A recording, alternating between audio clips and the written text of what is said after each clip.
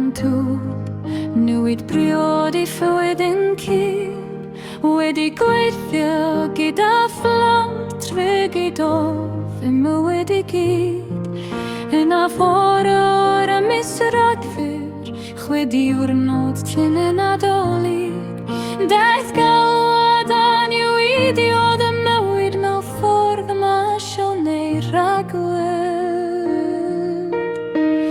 Tri o blant bach oedd angen cartref, lle saffial yn gartref I hyn, babi bach, bachgen bach a marchfaf, a dechrwyo'r taith newid bryd hynny.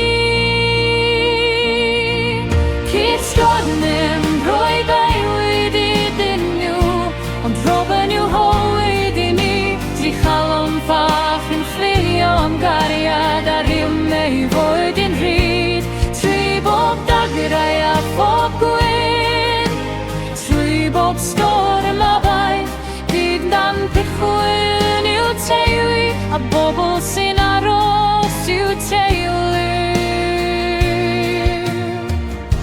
Os gofyn eich pam, byddwn yn gwneud y cyfad am sôn, byddwn lan ei dewis bob tro. Drwy'n hael a'r glaw.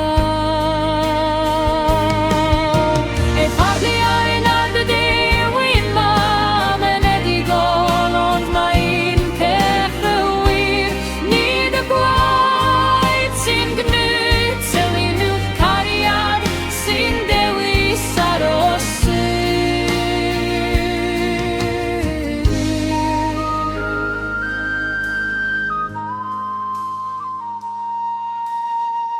Daeth bore nadolig, a llais bach yn gweud i'n uchel, a mae sy'n cwm wedi dod. Gyda gwemosiwn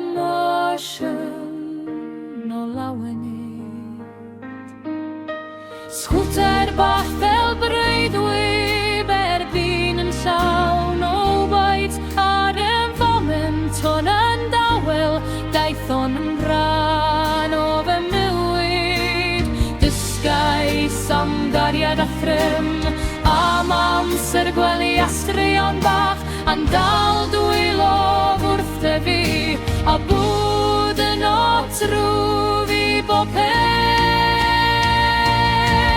Cystanym roi bywyd i'n nhw, am tryna nhw fywyd I mi, tri amaid har daith yn fe'u a mewid fo mefyd am bydd, mae tair blinad ar dy wedi mynd heibio am byddwn yn gleid yr un dewis eto, oherwydd o weithiau mae yn galw orffen, yn newid popeth am beth.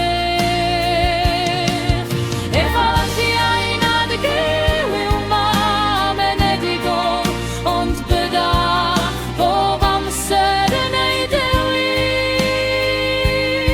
Cwedi wrnod trin yn adolyg, gaeth galwad I fy'n rws, a phob eiliad hard ers hynny, dechreuwr gyda